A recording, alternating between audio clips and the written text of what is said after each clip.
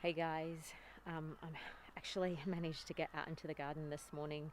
The sun is shining, the birds are singing, and it isn't raining, which we've had so much rain lately that the lawn down in the garden is just soggy. Everything is just so soggy. But that's okay. The sun's out today, and so I thought I'd take you on a little trip around the garden to see. So first up is the pepino, and I'm actually really impressed. I've never grown one of these before, and it's the first time it's fruited for me. And as you can see, I've got some really nice fruit coming in on it, and some over this side as well. So I'm happy with that. I've just got it in a pot. Because the pepino's in a pot, it's a heavy feeder and a heavy waterer, so I do have to make sure that I feed and water it quite a bit. So let's walk down to the veggie patch where I have actually taken out some rocket. Yes, that's right, I've taken out some rocket. I had to just put it in the compost. I couldn't do anything else with it. I was giving away so much, but I still had so much left. So the eggplant is booming with some beautiful eggplants on it. I've given away a few, but I've also got quite a few eggplants. I don't know if you can see that. Quite a few coming through, so we're not going to be short of eggplant, which is great. Broccoli, that's come through, which is fantastic. I still do have some rocket, so don't fear everybody. I still got some rocket. I planted this out the other day. These were the seedlings that I got from the markets the other weekend. Naked Gardening Day, I got those seedlings, so I've planted them out. So things are starting to come up. The rainbow chard is starting to come through, which it's a bit patchy, but I do have a bit coming through.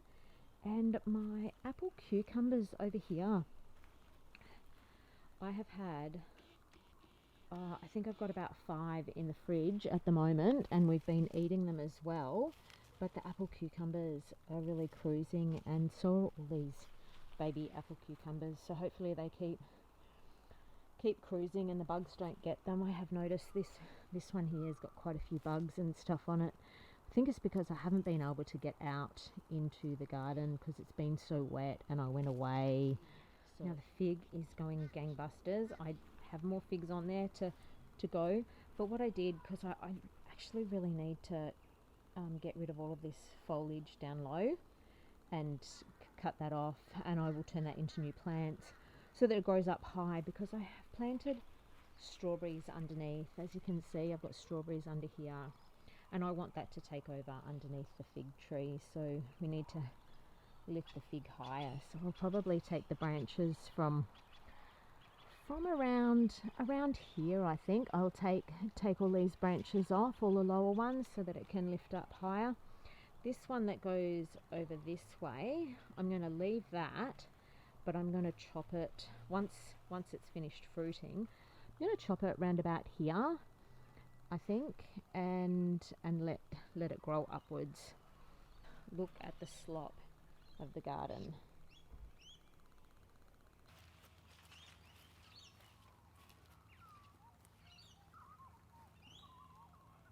Here we have the asparagus. It's all starting to die back, so over the weekend I'm planning on cutting it all back and putting that all into the mulch, into the compost I mean, and then mulching this heavily again with some more sugarcane mulch, and then as the spears come up we can start eating them.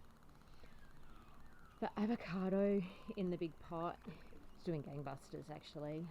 I'm really impressed. It's a dwarf avocado, so hopefully maybe next year get at least one avocado off it. That'd be really nice. Now you guys knew that, if you watched my earlier videos, that this bed was just all rocket. All it was there was rocket. I have managed to take it all out. Most of it I still have some in places. You know, you always need a little bit of rocket. Taken it out. I've planted the seedlings of the cabbages and red onions. So I've got the sugarloaf cabbage, the purple cabbage, red onions. So I've planted all them out in there.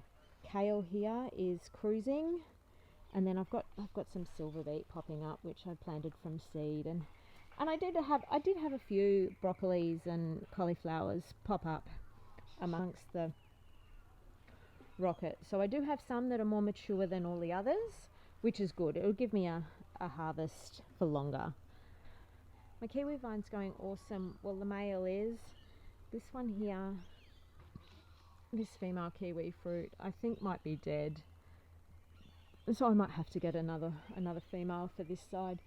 Yeah, I have 2 other kiwis down here on the opposite side of the trellis, a male and a female, because you need a male for, I think it's 1 male to 7 female plants. So I'll get another female for over where the females died, so that I have 2 females, 2 males. The cucamelons. I picked a ginormous tub of cucamelons yesterday. I gave some to the neighbours. I'm going to give some to some friends. I just have so many. It's unbelievable. Snow peas are going great. I had to pull out a whole heap of nasturtium because it was just overtaking there, and then wasn't allowing the kale along here to grow nicely. I don't know if you can see that sea of red, but it's chilies. I have chilies galore, so I'm going to have to come out here and pick that and show you how we make our chili sauce.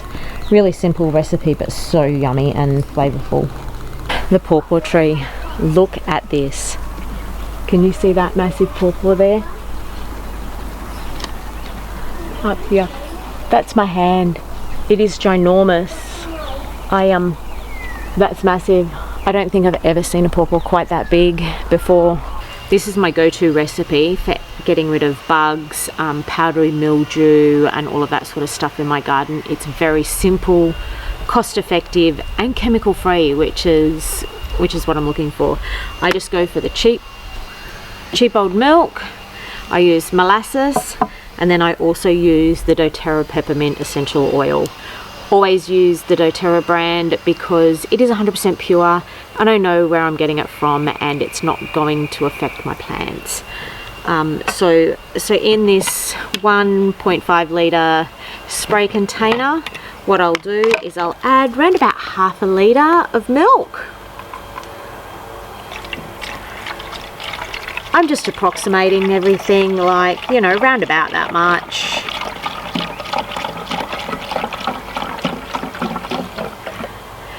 The sugars in the milk will actually kill the animals, the pests, because they can't handle the sugar. So there's also obviously sugar in your molasses, but there's also vitamins and minerals in the molasses, so that's why I add that. Molasses, you know, just maybe a little bit more. There are recipes on the internet out there that you can get for this. This is just what I do approximately. And peppermint oil is a deterrent to most insects. So I will use 10 to 15 drops of the peppermint oil. And now I will only spray this in the evenings once the sun's starting to go down, so I don't burn my plants and so that I don't harm any bees.